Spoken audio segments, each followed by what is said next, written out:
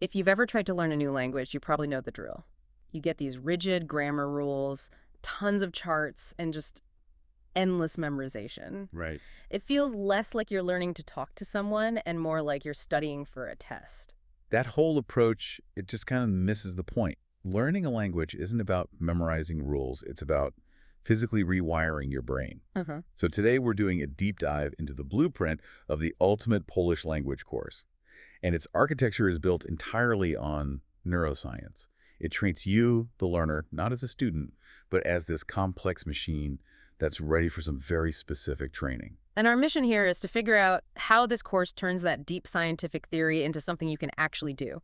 We're pulling from 4 really foundational books. Yep. We've got Gregory Hickok on neural pathways, David Kemmerer on mapping the language regions in the brain, Albert Costa on the bilingual mind. And David Eagleman's work on the brain as a prediction engine, which is just fascinating. It is. And we're really looking at 2 central ideas. First, how the course treats you as a prediction machine that actually needs to guess to learn. Okay.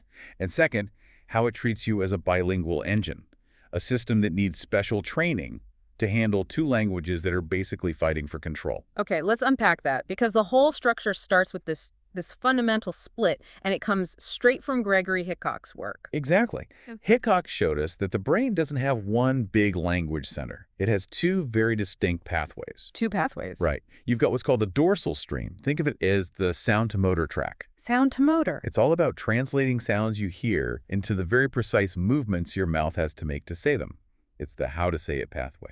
And the second one? That's the ventral stream, the sound-to-meaning track. This one takes what you hear and connects it to understanding, to context, to memory. This is the what it means pathway. So that basic split in the brain defines the entire course. Completely. The program isn't just one long list of lessons. It's divided into a soundtrack. Which is for the drills, the rhythm, the imitation. Pure motor training, yes. And then you have the meaning track, which is all stories, images, emotional context. They're trained separately because, well, the brain handles them separately. But it gets even more detailed, right? If we bring in David Kemmerer's work, it's not just sound versus meaning. He mapped out all these different brain regions that language uses. Precisely. And a lot of traditional courses, they really only hit one part of that system, the part that's like a dictionary lookup. Just memorizing vocab lists? Exactly. You're only firing up one tiny part of the network. So using Kemmerer's map, the designers knew they had to deliberately trigger activity in other regions, in the auditory parts, the visual parts, the motor systems, even social cognition. And that's where these 4 recurring lesson types come from. Each one is designed to hit a different neurological target. The first one is the listening lab.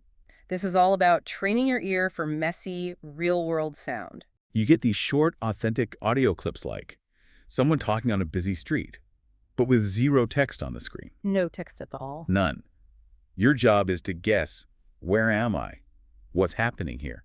Just from the clues in the sound. So you're training your brain to fill in the gaps, to predict from context, just like a native speaker would. Exactly.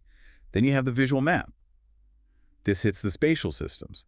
So instead of a dense paragraph explaining a grammar rule, You see a picture. you see a diagram, or arrows, or shapes, like a flow chart. And here's the key. You have to physically drag chunks of words into the right place on the picture Why the dragging? because you're activating the parts of your brain that handles spatial navigation. You're literally giving an abstract grammar rule a physical location. It turns syntax into a spatial problem. That's clever. And the third one, the motor cortex. That's the move and speak exercises. The system tells you to do something simple, like stand up, walk to the window, and you have to do it while saying it in Polish and recording a little video. That seems a little awkward, maybe, recording yourself. It can feel like it at first, but it's incredibly powerful. Your motor system is deeply tied to how you form memories. When you link a physical action to the words, you're not just remembering a sound, you're remembering an experience. An embodied memory. Right. And finally, you have human stories. This is to engage the social emotional network. You listen to clips of real people talking, and your task isn't about grammar. It's where does this person hesitate? Where do they laugh? What emotion are they showing? So you're tapping into the brain's ability to read social cues and empathy, not just decode words. And we are hardwired to pay attention to that stuff. It makes the language feel human, and that makes it stick. What's fascinating here is how we're moving from the brain's structure to its function. And that core function, according to David Eagleman, is all about one thing: prediction. Yes. In his view, The brain's main job isn't to react to the world, it's to constantly build models to predict what's going to happen next. It hates being surprised. So if the brain loves to predict, the course has to be built around that. It has to constantly ask you to guess. It has to. It must force you to commit to a guess before it gives you the answer. But wait, hang on. If I'm a total beginner and you force me to guess, I'm going to be wrong all the time. Doesn't that just lead to frustration? You'd think so. But the goal isn't to be right. The goal is the commitment. Okay. Take their approach to grammar. Prediction first grammar. A normal course gives you the rule first, then you practice. Here you see 4 or 5 examples of a pattern. Then the system stops and asks you, okay, based on that, what do you think comes next? So my brain has to go into pattern recognition mode and actually place a bet. Exactly. And when you commit like that, something amazing happens. If you're right, that pattern gets locked in with this powerful positive feedback. But if you're wrong, that moment of surprise is like a giant flare going off in your brain saying, pay attention, this is important. So the mistake is no longer a failure. It's actually a really powerful learning signal. A powerful piece of feedback for your prediction engine. It encodes so much deeper than just passively reading a rule. And here's where it gets really interesting, because Eagleman says this prediction thing isn't just for grammar. It's how we build our identity. Our sense of self is just the story our brain tells itself to predict its own behavior. Which means learning a new language is the perfect chance to write a new story for yourself. That's why they use these branching mini-stories. So you're not just reading a text. No, you're constantly making choices in Polish. Do you take the job in the big city or move to the mountains? Each choice you make actually changes the vocabulary and grammar you see later. You are actively building a Polish-speaking version of yourself. And you're giving the language a personal history. And to make that even more explicit, there's the identity dashboard. The platform tracks your answers to opinion questions, all in Polish. What do you like? What are you afraid of? Over time, it builds this profile of your new Polish self. It's literally operationalizing that idea of identity as a story you write. Okay, that's fascinating. But if we're busy building this new Polish identity, what about our original one? I mean, my English brain has to be getting in the way constantly. Does the course just ignore that? Not at all. And that brings us right to Albert Costa and the bilingual brain. Costa is very clear. In a bilingual brain, your languages are always on. They're always competing. Right. So a traditional course tries to pretend your first language doesn't exist. This course does the opposite. It uses that competition, that interference, as a training tool. So you're actually weaponizing the interference. You can absolutely say that. They have these things called interference sessions. The system shows you a sentence that's a classic trap for an English speaker trying to speak Polish. A common mistake. A very common mistake. Yeah. But your task isn't to get it right.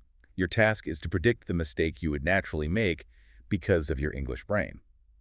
Then it shows you how to fix it. So it turns interference from something frustrating into a game of self-awareness. You're not just correcting a Polish error. You're actively catching and suppressing a habit from your native language. And that is a powerful workout for your brain's executive control system. Costa found that being bilingual is like constant brain training, because you're always having to suppress the language you don't want to use at that moment. And the course formalizes that training with switch games? Yes. In a switch game, the instructions will flip back and forth between English and Polish. You'll see, say, the next sentence in Polish, then immediately a Polish instruction, "Weeps to soa." But the answer always has to be in Polish. Always. You have to ignore the language of the instruction and stick to the target language. The platform even tracks your reaction time and gives you focus streaks. It's basically a scoreboard for your mental control. So it's rewarding the effort of suppression, not just the right answer. A huge shift. And the last piece of this puzzle is about emotion. They use something called the heart journal. To connect the language to memory and feeling. Exactly. You write a tiny personal story, a real memory, a worry, a hope in English first, where the emotion is strong. Then the system helps you rebuild that same thought in simple Polish and record it. It becomes a little memory capsule. So the new language isn't just this academic thing. It's tied to your actual identity, your real emotions. You're giving Polish an emotional heartbeat right from the start. So if we tie all this together, let's walk through a sample module, say Arrival in Poland. How do all these ideas stack up? Okay, so you start with a story scene. That's your meaning track from Hickok, but it has missing words you have to guess. So that's Eagleman's prediction engine right from the first screen. Instantly. Then you go straight into a sound workout that's pure Hickok soundtrack, just drilling the rhythm and stress of Polish sounds. After that. Then the listening lab. That's Kemmerer. You're training your ear with that messy real-world audio. Then you hit the visual map, also Kemmerer, where you're dragging words onto a diagram to map out the grammar spatially. So you ground the sound and the structure first, then comes the cognitive heavy lifting. Exactly. Okay. Next up is the switch game. That's Costa, training that mental control, that suppression muscle. And you finish by tying it all to you personally. Right. You end with the heart journal, Costa, and Eagleman together, connecting a real feeling to the language you just practiced. The whole sequence is incredibly deliberate. It's a complete workout for the brain's entire language network. I think the real stroke of genius is what happens at the very end, the neuroreflection. Right. This is where they pull back the curtain. Yeah. You don't just get a score, you get this little card that says something like, today you trained your sound pathway, your meaning network, your control system, and your prediction engine. Which is so important psychologically. It tells you why it felt hard. It reframes the whole experience. You're not a student failing a quiz anymore. You're a cognitive engineer. You're a brain scientist tuning your own hardware. It completely changes your relationship with the learning process. So, to sum it all up, the huge shift here is that the course rejects that old model. It doesn't see a student who needs to be fed rules. It sees a brain that needs active prediction challenges and constant cognitive control exercises to build a real, working, bilingual engine. Which leaves us with a really big question, I think, especially when you consider that identity dashboard and those branching stories. If the course is constantly forcing you to make choices, to track your preferences, to literally write a new version of yourself in Polish, how much does that actually change you? Beyond just becoming fluent, what does it mean for your core identity when you're actively building the story of who you are, but in a completely new language?